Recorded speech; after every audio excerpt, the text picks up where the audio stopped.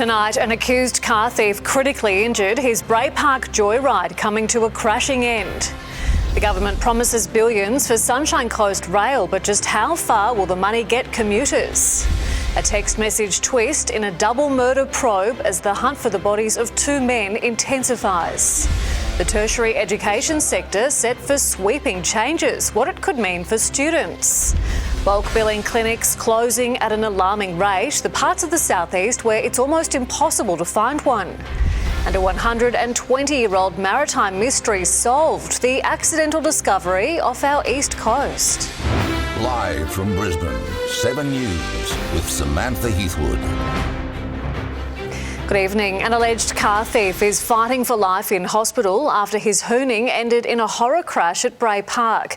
Witnesses reported seeing the stolen car driving erratically moments before the crunching of metal woke the neighbourhood.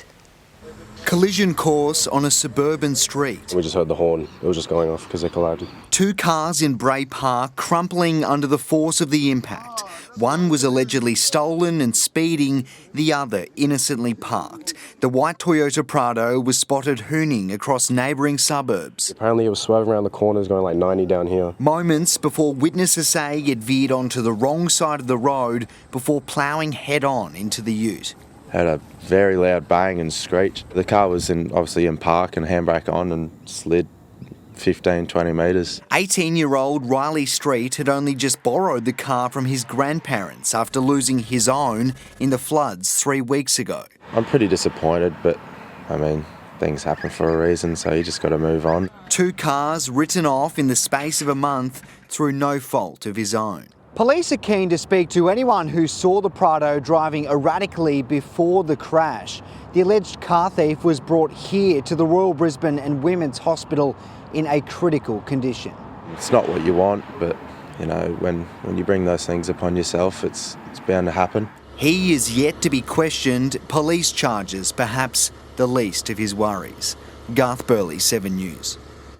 A man has been killed and two firefighters injured following a crash involving a cattle truck near Ipswich. Bianca Stone, the Cunningham Highway remains closed. Sam, good evening. It does. The investigation and clean-up is going to take some time. A number of cattle were also killed in this crash. It happened around 1 this afternoon. A 28-year-old man from Paddington was travelling west when he collided with the truck headed in the opposite direction at Perga. His vehicle then hit another car. Sadly, he couldn't be saved. The prime mover was carrying a full load of cattle. It burst into flames on impact. Two firefighters were injured trying to extinguish the blaze and get the cattle out. A family travelling in the third vehicle, including a pregnant woman and little boy, suffered minor injuries. The truck driver fortunately wasn't hurt. Sam, investigations into exactly how this happened are continuing this evening. Thank you, Bianca.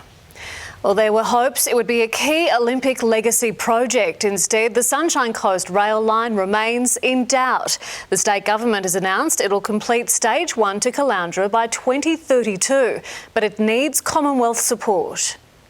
It's a project old enough to trigger a trip down memory lane. In 1985, I was doing year 10. Now a new promise to see the Sunshine Coast rail line finally leave the station. We're absolutely confident that we can make this commitment today to deliver for the people of the Sunshine Coast. A business case has laid down the track work indicating the first stage, Biwa to Caloundra, will cost between $5.5 to $7 billion. The state is ready to chip in almost $3 billion so long as the Commonwealth matches it. We want to deliver what we can deliver within the timeframes of the Olympics coming up. You cannot have a Sunshine Coast heavy passenger rail that doesn't cover the Sunshine Coast. There are fears a commuter influx will choke Caloundra. The line will also stop short of proposed Olympic venues, including Maroochydor's Athletes Village. Extremely embarrassing. There won't be enough buses in Queensland to manage it. The Morrison government committed $1.6 billion to the project, which the Federal Transport Minister says has been retained, but adding any further funding will be subject to proper assessment and advice. Surely they can support something as essential as basic public transport into a rapidly expanding Sunshine Coast. The opposition believes it's still possible to finish the entire Sunshine Coast Railway by the 2032 Olympics, but the state government won't release the $20 million business case until after it's been assessed by Infrastructure Australia. All the research and all the indicators were that timeline was achievable. Jacqueline Robson joins me now. Jacqueline, will 8 years leave enough time? Sam, for the entire stretch, it's unlikely. If we compare it to the Redcliffe rail line, it took 6 years to build and is just 1/3 of the 37 kilometres from Biwa to Maroochydore. Then there's the Mooloolah River interchange, which had its funding scrapped despite being seen as crucial for the rail project. Both sides of politics today blamed each other for the delays. Queensland's Transport Minister says he only recently spoke with his federal counterpart and is confident the project is a priority. Time will tell, Sam, and we are fast running out for 2032. The clock is ticking. Thank you, Jackie. Well, tragedy has struck on the Sunshine Coast. A man in his 60s is drowned after being caught in a rip at Malcoola Beach. The man's 22-year-old daughter, also caught in the rip, was pulled from the sea around 3 o'clock. She was taken to the Sunshine Coast University Hospital in a stable condition. The bodies of murdered couple Jessie Baird and Luke Davies remain missing, with their accused killer refusing to say where they are. Tonight, questions are mounting over how the policeman accused of their killings was able to use his service pistol in the alleged shootings. Evidence continues to be retrieved from the Paddington terrace in which Jessie Baird and Luke Davies are thought to have been murdered. There is a lot to process for police and for locals. This happening right around Mardi Gras, when it's a celebration of gay life, it just hits that much harder. In tandem with a homicide investigation are internal questions over how a cop entrusted to use deadly force to protect civilians should allegedly use it to murder them. If it's proved that he has used his firearm and then returned it to a police station, that is a massive abuse of the actual powers. A forensic examination of Beau Lamar's Glock pistol and a projectile inside the home allegedly link him to the murders. They have very strict rules around the way in which police have to look after their firearms. Rules might become stricter. Lamar is alleged to have sent text messages purportedly from his dead victims' phones to cover his tracks. To say this has rocked the New South Wales police force is an understatement. Everybody is talking about it. Multiple sources have told 7 News one person above all should be talking about it. Astonished that she isn't. After mounting pressure, Commissioner Karen Webb produced a written statement. While I cannot comment on the matter before the courts, I can reassure Luke and Jessie's loved ones and the people of New South Wales that we are working around the clock to find those answers. Multiple police sources also tell 7 News they are frustrated by the investigation's secrecy. After Tuesday's triple homicide at Baulkham Hills and North Parramatta, police informed the public within hours. At Paddington, nothing for 24 hours, and only then when media started getting wind of it. And even then, police asked journalists to hold off reporting the suspect was a cop for operational reasons. Robert Ovadia, 7 News. The Bruce Highway has reopened in the state's far north after towns were smashed by more than 300 millimetres of rain and flash flooding. Locals and tourists at Tully, south of Cairns, were left stranded yesterday with many roads cut. Parts of the Tully River rose to a peak of 8.66 metres. Now to Tony Auden, and what's the latest on the rain?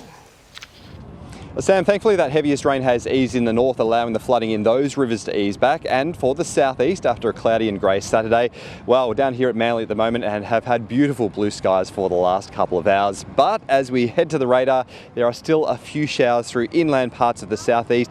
Only light falls with those, and they're moving through quickly. As we check the temperatures, a cooler southeast wind change has moved through today, providing more comfortable conditions. Top around 29 degrees for most bayside spots here, while the Sunshine Coast maxed out at 28 degrees, and we can feel that cooler wind change on the water here. Sam, I'll be back soon with the forecast. Thank you, Tony. Well, the number of Australians with a university or TAFE qualification must increase dramatically if the country is to reach its full potential. That's one of the key findings of a major wide-ranging review into the tertiary education sector. 400 pages, 47 recommendations, a blueprint for transforming Australia's higher education sector. This is a big report with big ideas, suggesting big changes to secure Australia's economic prosperity. recommending at least 80% of Australians will need a tertiary qualification by 2050, up from 60%. Key will be getting more students from disadvantaged backgrounds, First Nations and country areas to enrol. A plan that really is about changing lives and changing nations. To achieve that, the report says the number of university places for local students must double, from 860,000 to 1.8 million. The cost of some degrees, including communications and humanities, should be lowered. Everybody should have the chance to go to university. While those who do go need more help to finish their degrees, encouraging a government-funded paid prac scheme for teaching and nursing courses, so students required to complete hundreds of hours of work placements don't drop out due to so-called placement poverty. And if we're going to increase participation, these sorts of innovative models are really important. The review also recommends an overhaul of student loans, introducing simpler and fairer repayment arrangements, including ensuring debts don't grow faster than wages. The banks can help too, treating student loans differently to personal loans, so they don't limit the ability to get a mortgage. Now, you can't do everything at once. We don't have to do everything at once. Suggesting a staggered approach over the next 2 decades, costing billions and outlasting several governments. Rob Scott, 7 News. A teenage girl has escaped a burning house at Ipswich. Fire crews were called just before 3 this afternoon. Neighbours, including NRLW star Ali Brigginshaw and her wife Kate, raced to help.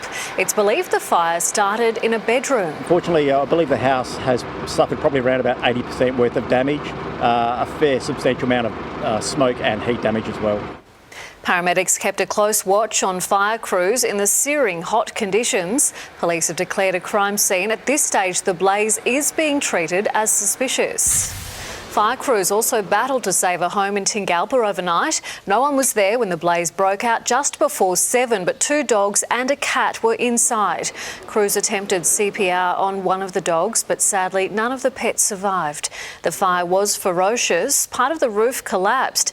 Investigators returned to the scene this morning and managed to salvage some precious items for the woman who lived there.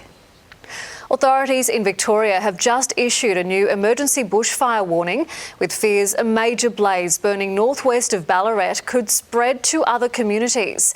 6 homes have now been lost, and it's feared the fire front won't be contained before Wednesday's day of extreme danger.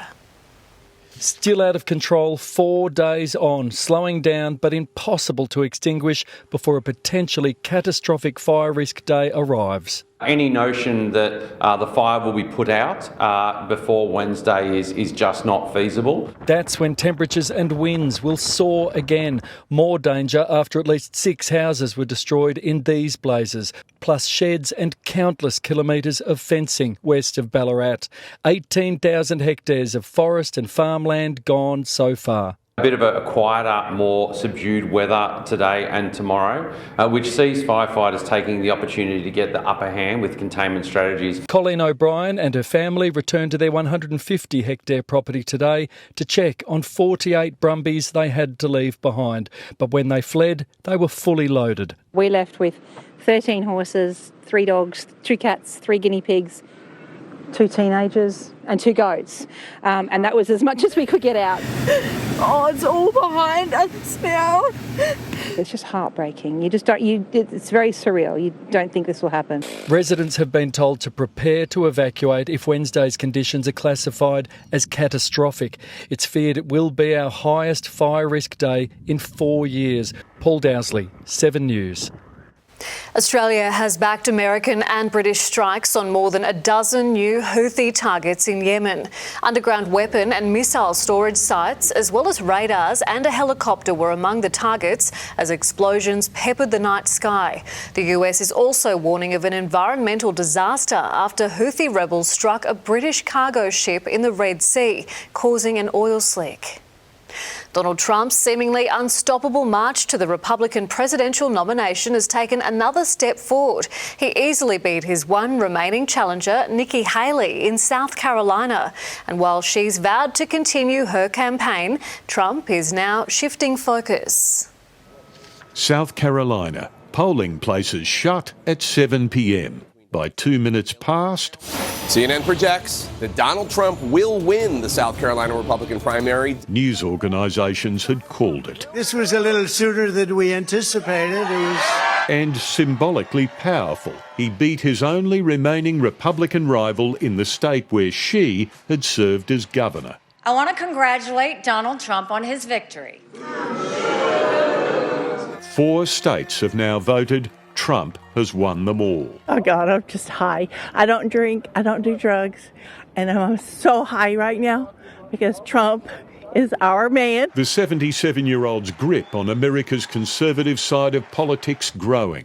Never mind his myriad of court battles and never-ending controversies. Just yesterday he suggested his infamous mugshot was a vote winner with... You know who embraced it more than anybody else? The black population. It's incredible. It's disgusting, but that's what happens when he goes off the teleprompter. Nikki Haley's loss clear-cut, but not quite the 30-point thrashing some polls had predicted, and not enough for her to quit yet. I'm not giving up this fight when a majority of Americans disapprove of both Donald Trump and Joe Biden. Thank you very much. Super Tuesday, the pinnacle of the primaries, is now just a fortnight away. But with Biden on one side the incumbent, Trump on the other dominant, the primaries have been made all but irrelevant. America, step by step, locking in a Biden-Trump rematch for November. In South Carolina, Tim Lester, 7 News. If there was any doubt remaining, Hollywood is back after the pain of the recent strikes. The Screen Actors Guild honoured its best today, with Aussie Elizabeth Debicki named Best TV Actress at the SAG Awards.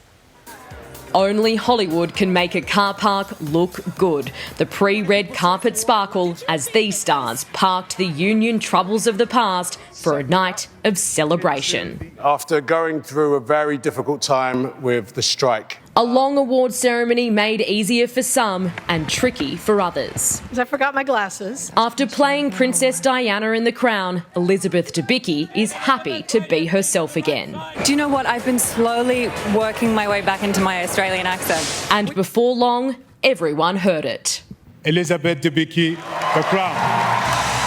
Thank you for this. It means so much to me. This job is such a gift. It's my mum's birthday. Happy birthday, Mum. Thank you so much. And a moment to recognise genuine royalty. A lifetime achievement for the brilliant Barbara Streisand, actor, director, singer, and a bulldozing trailblazer for women in showbiz. I've loved working with you. Then Oppenheimer exploded, scooping 3 of the biggest awards. Robert Downey Jr. That was for Best Supporting Actor. Cillian Murphy went one better, Best Actor. Looking out at all of you guys here today, I know that I'm part of something truly wonderful, so thank you so much. And throw in Best Motion Picture Cast. Oppenheimer. For a nuclear-powered trifecta, surely making it a safe bet at the Oscars. In the United States, Miley Hogan, 7 News. Queensland bulk billing clinics vanishing the southeast suburbs where patients are forking out more to see a GP. That's next. Batteries being blamed for a tower inferno. The long-lost shipwreck discovered by mistake off Australia's coast. And doing time at Queensland's most notorious prison. That's later in Flashback.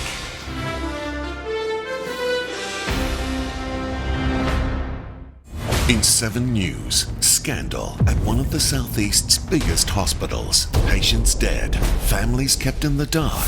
What really happened? 7 News exposes the cover-up. The major investigation that will shock Queensland. An exclusive report, Monday at 6. More than 100 bulk billing GP clinics across the state have vanished, with top doctors warning they could disappear altogether. New data shows many sick Queenslanders are forking more out of their own pocket to see a doctor than ever before. It's said an apple a day keeps the doctor away, but when we need the doctor, many Queenslanders like Georgia Van Gils can't always go. I recently got a full-time job, and that's the only reason why now I can go more regularly. Yeah, so before that I definitely suppressed a lot of issues. It's feared crucial checkups are being missed because of disappearing bulk billing clinics and rising out-of-pocket costs. It was like over $200 and I just needed a new script. The first thing that goes are people instituting preventative healthcare. According to CleanBill, Queensland lost more than 100 bulk billing GP clinics last year. In Brisbane, just 3% of GPs still offer bulk billing, only 5% of doctors in Lilly, and only a third of doctors still bulk bill in parts of Logan, Gold Coast and Ipswich. In the Sunshine Coast electorate of Fairfax, there are no bulk bill GPs. The Medicare rebate, which is what you get back from the government after you've seen a doctor, simply hasn't kept up with the cost of providing care. That's all doctors, not just general practitioners, but specialists as well. It's also becoming more costly to visit the doctors. The average out-of-pocket costs for Queensland is up $1.13 compared to last year. In the Darling Downs electorate of Groom, residents are paying for the biggest increase in the country, $6.35 more per trip than in 2023. Doctors warn it could spell the end of bulk billing if there isn't a change. We have now got less funding going into general practice per head of population than ever before, with many more needing help. Sally Guite, 7 News. At least 15 people have been killed and dozens more injured after fire ripped through an apartment block in eastern China. Video shows towering flames engulfing several stories of the skyscraper. The fire is believed to have started on the first floor where electric bikes were stored, but the cause hasn't yet been determined. To breaking news, and police in New South Wales are tonight searching a dam near Goulburn, about 200 kilometres southwest of Sydney, for missing couple Luke Davies and Jessie Baird. Detectives have been using the GPS on the phone used by their alleged killer Constable Beau Lamar in the hopes of finding their bodies. It could soon be much easier to get to Howard Smith Wharves without a car. Details on a major CityCat overhaul next. See the dramatic ocean rescue of a diver in trouble. The bizarre event treating bike theft like an Olympic sport. And a 120-year-old mystery solved off Australia's east coast.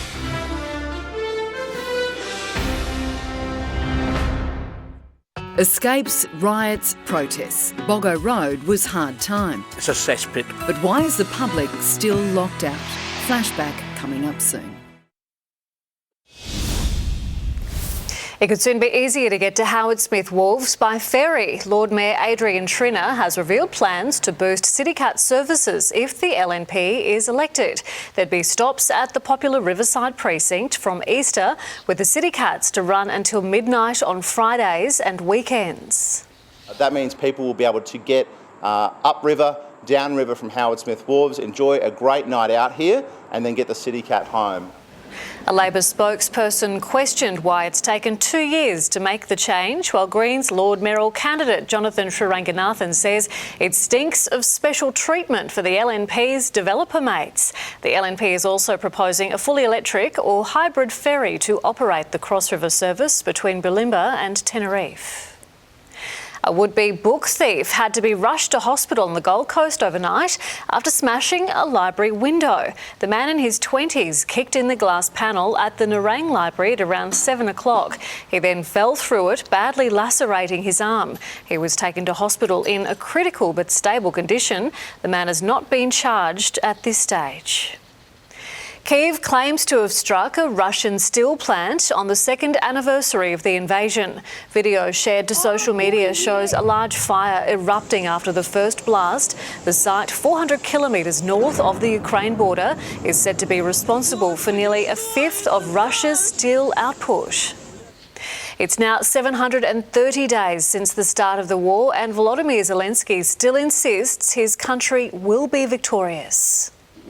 As Ukraine marches into a third year of conflict, war-torn and weary, its neighbours came with a message. We're here to tell you that Europe will continue to stand at your side.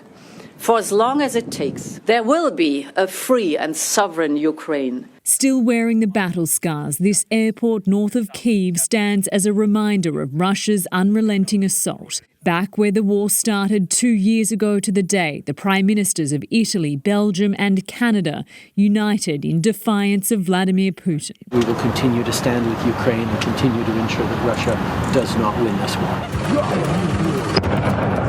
Putin thought he could topple Ukraine in 3 days. He failed at that, but did set in motion the deadliest war on European soil in more than 70 years. Russian murderers, Zelensky says, will answer for what they've done.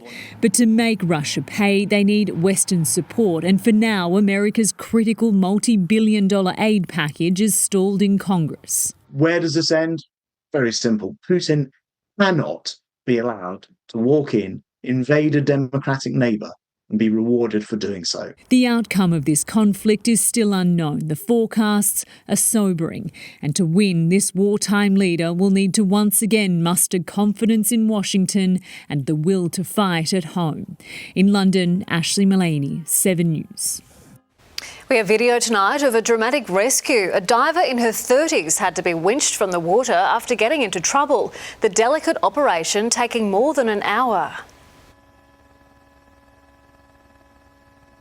When she surfaced, she was semi-conscious, but she was breathing on her own and she was a bit agitated. She was flown to hospital in a serious but stable condition. A 20-year-old maritime mystery looks to have been solved with the discovery of a shipwreck off Australia's east coast. The remains of the coal carrier SS Nemesis were found by accident, sitting in 160 metres of water. 26 kilometres off the coast, 160 metres down, lies a 1,400-tonne discovery. A 120-year-old maritime mystery has been solved. This is the SS Nemesis. It looks very different now, covered in barnacles and a sanctuary for fish. The Nemesis was used during the gold rush to transport coal. Today's announcement is one of those really important stories of our maritime history. It's about ships lost at sea. It's about lives lost. There were 32 lives lost when this ship went down in around July 1904. It was last seen by another ship battling mountainous seas. The pounding waves wrecked the bow so quickly the crew had no time to save themselves. For New South Wales, it's actually one of the biggest tragedies at sea. The wreck was only discovered by accident. Ed Corber makes a living finding objects on the ocean floor. I knew straight away we were onto something quite significant. And while it took over a century to find Nemesis, its fate was already known. Parts of the ship started washing up on Cronulla Beach. It took weeks for some of those bodies to go up with the inshore current. Because the crew members could not be identified, they were laid to rest here at Warrenora Cemetery in Sydney South, where their graves will never be named. The 31 men and 1 woman left 40 children behind. We want to know you. We want to be able to tell the stories of what happened to your loved ones. Leonie Ryan, 7 News.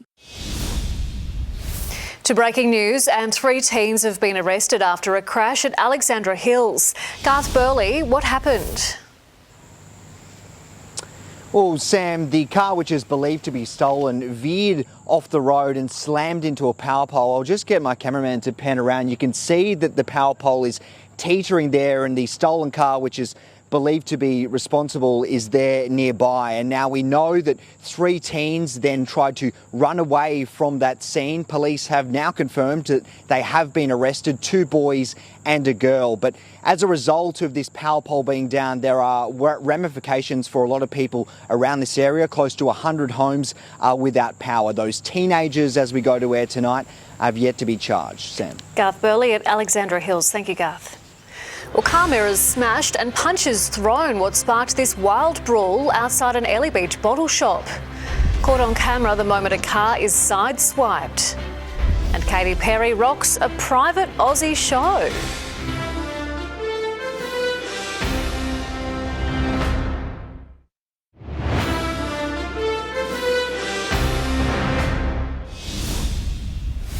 Video of a wild brawl outside of a bottle shop in Airlie Beach has emerged online. A man smashes the wing mirror on a ute before the driver gets out and a savage fight erupts. The driver punches the man in the head and knees him several times. The scuffle on Shute Harbour Road then spilled onto the street. Police issued the 29-year-old Cannonvale man an infringement notice for public nuisance. A driver's had his car sideswiped while travelling along a road in Melbourne. It happened yesterday morning with the white Mercedes caught on dash cams speeding away. The driver of the damaged car says it caused $3,000 worth of damage. Katy Perry has performed in front of the Prime Minister at a party hosted by one of the country's richest families. It was a huge security operation as fans and two groups of protesters crashed the lavish party held at billionaire Anthony Pratt's Melbourne mansion. Inside Anthony Pratt's exclusive Kew estate, a party headlined by Katy Perry. Among the guests was the Prime Minister. Dancing at Katy Perry last night, you had Tay-Tay on Friday. A big week. Well, I gave a speech last night at the Food and Beverage annual dinner. Premier Jacinta Allen also on the exclusive list of some 200 guests.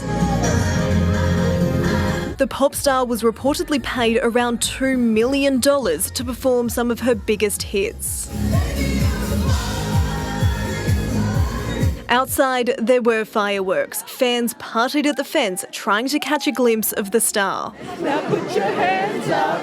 Ah! Katy Perry might be performing behind us right now, so I think right there. Protesters also crashed the party with security, local police and the public order response on high alert. One group calling to free Julian Assange as the guests went in.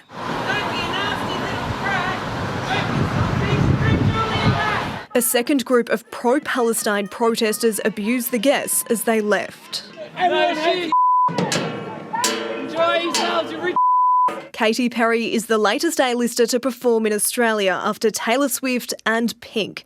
This event, perhaps the hardest of all to secure a ticket. Hope Wilson, 7 News. Lunar New Year celebrations have wrapped up in Logan with one final performance. Hundreds attended Chung Tian Temple to watch lion dances and a martial arts display. It marks the end of the fortnight-long celebration at the temple that over 30,000 people have taken part in. Brisbane's Boggo Road Jail has been made famous by Boy Swallows Universe, but it's always had a storied history. Tonight in Flashback, the breakouts, riots and dramatic protests. That's just ahead on 7 News. Sport time now, and Broncos fans may riot with news out of the US. Yes, Sam, around Reece Walsh. Hello everyone, he's off contract next year and he's hinted at a cross-code switch. We'll take you to LA next. Plus, trial tribulations. Maroon forward stocks take a hit with... They've been in America for less than 3 days, but Broncos crowd puller Reece Walsh has hinted at a permanent move there. Alyssa Smith is in LA with the team. Alyssa, he's talking a code switch to try his hand at NFL. Webby, it's on his radar. Reece Walsh and his teammates had their first full training session at the LA Rams facility where NRL and NFL collided. Ezra Mam getting his head into the game. Let's go! From bucking Broncos to rampaging Rams, Katoni Staggs looked the part, almost pulling off the play of the day. That happened when he ditched the helmet. It feels like you got a 10-kilo plate on your head. You can't really see much. You're just stuck in a little cage. So, a view LA's offensive line Steve Avila is used to, and one Reece Walsh has his sights on after rubbing shoulders with Tom Brady. Oh, I think I'm meeting a few people with my manager over here trying to sort something. I'm just joking. You know, maybe in a few years we'll see what happens. Being a good fit might be harder than it looks. Until then, the NRL's pin-up boys are keen to extend his contract with the Broncos, which runs out at the end of next year. I'm still worried. I thought Kev lost my number or something, so I'm still waiting for a phone call, mate. I feel like, you know, for us, it's only just getting started. Lucky I've got my good mate here for another few years, so hey man, it'll be good. It's exciting. Ezra overcame an early scare, rolling his ankle, while Payne Haas shook off a dislocated finger. Plenty of time to recover on their day off tomorrow. We're not too far away from Malibu, so surf's on the cards, while others will explore all La La Land has to offer. Thank you, Alyssa. Well, they're trying to remain positive, but the Dolphins are preparing to face another season without Origin forward Tom Gilbert. Heartbreaking scenes on arrival from New Zealand. Wheelchair-bound, right knee braced after he collapsed on him during yesterday's trial against the Warriors. Scans are expected to confirm an ACL tear. We're going to support him, and whatever it is and whatever length of time it is, we'll all be around him and support him. And he's an extremely diligent, extremely tough footy player. The 23-year-old missed half of last year with a shoulder reconstruction. The casualties are mounting for the Maroons. Gilbert could be joined on the sidelines by Cowboys forward Cohen Hess after limping off in Canberra. The Titans ended the pre-season challenge winless, beaten by the Eels in Ipswich, while North Queensland downing the Raiders ensured the Broncos banked the $100,000 prize. Mate, Cohen Hess went down early in the second half. That's not a good sign at all. The Cowboy enforcer left the field on his own steam. A pain as Hasler rolled out a near full-strength Titans team at a sold-out North Ipswich reserve. It was a battle of the Gold Coast and Parramatta wingers who scored the opening 3 tries until the big men went through the middle. Campbell-Gillard steaming onto it. The Coast's left-hand side defence an early season issue, but there were some positives. AJ Brimson stretched out after a 2023 marred by hamstring issues. No Fafita, Campbell or Foran for the Titans today, all still in doubt for the season opener against the Dragons on Saturday week. Ben Dobson, 7 News. This morning in Wigan, flare-ups and flawed calls saw Penrith denied the World Club Challenge by millimetres. The Super League champs hit the front in the second half despite appearing short and with 2 movements. I've got a live call of try. I have insufficient evidence to overturn the live call. But Taylor May had a chance to level for the NRL's best on the buzzer, ruled held up. PG gets it away! Oh my word! Insufficient evidence to overturn it, and the Wigan Warriors are going to be the world champions. 16-12, it's the trophy eluding the Panthers. The Reds have been urged to stay real by new coach Les Kiss after christening his reign with a win in last night's grudge match against the Waratahs. Trick plays and expansive rugby, Queensland's headgear heroes Harry Wilson and Fraser McWright proved handfuls all night in slippery conditions, posting a 40-22 victory. I'm happy. However, there was a number of times the coaching box had a few flutters, I can guarantee you. So we just need to stay real. It's just one game. That's all it is. Next week, a step up, the Hurricanes in Melbourne. The Matildas are all but guaranteed a place in Paris, but Tony Gustafsson knows drastic improvements required. A wasteful opening 72 minutes against Uzbekistan was ended by Michelle Heyman's first Matildas goal in 8 years. Mary Fowler put the result beyond doubt. Oh, fantastic goal. Clinical, individual finish. Off the bench, Caitlin Ford sealed the 3-0 win. Our conversion rate must have been really bad. I mean, we could have scored. We left a lot of goals out there today. We need to admit that. That needs to be better on Wednesday. That's the return leg in Melbourne. Steve Smith blew the last chance to push for a spot in Australia's T20 World Cup squad, out for 4 against New Zealand. Oh, yes, it's a little edge. I thought he might have played and missed. That was the reaction from Smith, but that's a beauty from Milnes. Australia reached 4 for 118 before rain ended their innings, set 126 to win off 10 overs. The Kiwis fell 27 runs short. There'll be chats around, obviously, those final few positions in the 15. Fingers crossed he makes it, but there's always going to be someone that's unlucky. And now it's red ball, the first test Thursday in Wellington. Chaz Mostert's Mustang could be the great hope for stopping another Camaro cakewalk this year. Under surveillance for race 2 of the Supercars season, the opening lap was a mess at Mount Panorama before Mostert emerged clear, hunted by the 2 Red Bulls. But a pit stop hold-up allowed Will Brown to steal the lead and victory in his first round with the 888 heavyweights. I'm absolutely knackered. It was pretty hard out there. I had Chaz just pushing me along. I'm not going to lie, I'm a little bit gutted. Still worthy of a shoey, while Brown leads the championship. Sam, that's a big weekend in sport. It is big. Thank you, Webby. Cheers. Well, the US state of Florida has earned a reputation for its sometimes bizarre and often hilarious lawbreakers. Now there's an actual Florida Man Games. Events include beer sumo wrestling, the pool noodle mud duel, pork butt eating, chicken coop bingo, bingo and a bike theft obstacle course. I wanted to do an event where you could live a day in the life of a Florida man without going to jail for it. Organisers hope to make it an annual event. Boggo Road was the hardest time a prisoner could do. Ahead in Flashback, the protests, riots and breakouts. Why is the public still locked out? And at the moment it's 26 degrees here at Manly. I'll have the forecast for the week ahead coming up next.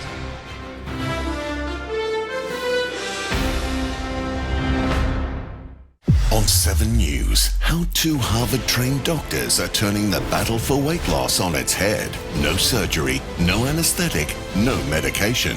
Just swallow a tiny capsule and walk out 30 minutes later. Now in Australia, patients losing 10 to 15% of their body weight. On 7 News Monday. The hit novel and Netflix show Boy Swallows Universe has piqued renewed interest in Brisbane's Boggo Road Jail. Aside from the events in the book, the heritage-listed prison has long been the setting for endless dramas. Sharon Godella reports. The riot broke out without warning about 11 o'clock, and for the next 3 hours, a dormitory known as G Wing was completely taken over by the jeering prisoners. Boggo Road was built in 1903, and even after modern additions, it continued housing inmates. Occasionally, some climbed onto the roof, like Whiskey a Go-Go bomber John Andrew Stewart.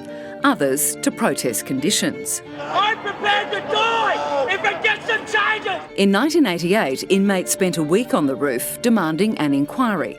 Even prison officers had some sympathy. Terrible place, no running water, no toilets. Inmates did it tough, so did the officers. To be honest, it's a cesspit. Some inmates chose escape, shimmying down bed sheets, disappearing into surrounding streets. All we were told is just keep your door locked, love. Perhaps no escape was more brazen than in 1991, when inmates crashed a truck through the front gate. Armed robber Harold McSweeney spent weeks on the run, eventually surrendering to a 7 News crew. Are you unarmed? No gun. All right, we got him, he's here. Just a year later, Boggo Road is now closed. the modern additions were torn down. The old jail was heritage listed, open to the public, and even used as a film set. The jail closed to the public in early 2022 for construction of the neighbouring Boggo Road village development. It had been expected to be completed by late last year. But for a variety of reasons, work is yet to begin. It's not clear when the jail will reopen. Jack Sim has been operating tours at Boggo Road since the late 90s. He's keen for lockdown to end, especially given the success of Boy Swallows Universe. Our social media, our phone, our internet is being hammered every single day from people wanting to book in a group, hire the jail for a function, or to just come and experience the prison. Onto the weather now with a man who also has some family history at Boggo Road. Yes, Sam, I've only just found this out, but my grandfather during the Depression actually spent a night in Boggo Road charged with murder. Thankfully, it was mistaken identity and he was released the next day. Now, let's get back to the weather, and that overnight rain is clear. We've had beautiful blue skies down here at Manly. Great conditions. What do you reckon, guys? Yeah, it's pretty good. Okay, let's get into the maps, and the rain is clear, but we've still had a few showers across inland parts of the southeast today, but we've had this beautiful cooler southeast wind change that we can feel on the water here at the moment. Top temperatures much more comfortable, around 29 degrees at Redcliffe. Across Queensland today, heavy rain in the tropics has eased, with flooding also subsiding around Tully. Some heavy showers near a trough are sitting just offshore from the central coast, but otherwise it's all pretty quiet. Tomorrow, more patchy storms remain in the tropics, but no focal point for any heavy rain like we've had over the past few days. Skies continue to clear up over southern Queensland and for much of the southern half of the nation. That's mostly under the influence of a high down near Tasmania. Around the nation tomorrow, all relatively settled. Sydney and Melbourne both with a possible shower on the forecast, 28 and 21 degrees respectively. Adelaide dry on 29. Back to northern Queensland, a few showers on the east coast, most likely for Cairns and the north tropical coast, while the biggest storms should remain well inland. Mount Isa 35 degrees with a chance of a storm. Over southern districts, a passing shower for Rockhampton, Gladstone, Maryborough and Gympie, but not too much in it. Roma, sunshine up to 36 degrees. In the southeast for your Monday, a few more sunny breaks returning. Not completely sunny, but hopefully a few more shadows out there. Still the odd shower possible, but it'll be dry most of the time. Starting to heat up again as those skies clear. Bayside spots here pushing up around 30 or 31. Boaties, southerly winds to 15 knots on the bay early. They'll swing more east-southeast into the afternoon. So in Brisbane, a 40% chance of a shower, but I'll be leaving the brolly at home myself. Otherwise, partly cloudy, 22 up to 32 degrees. Looking further ahead, we dry up and should stay dry for a while. That'll be a nice change. 23 up to 31 degrees on Tuesday. In Ipswich, more sunshine returning through the course of the week. 34 degrees on Thursday for the last day of summer. Gold Coasters, also a run of clearer skies. 30 Thursday, 31 on Friday at the start of autumn. And on the Sunshine Coast, well, the change of season won't bring a cool change. Tops of 31 degrees on Friday, Saturday and Sunday. Sam, I know you'll like this forecast. A bit more sunshine on the way this week. I do love the sunshine. Thank you, Tony. Well, that's all from us this Sunday. Thanks for your company. I'm Samantha Heathwood from all the team. Have a good night.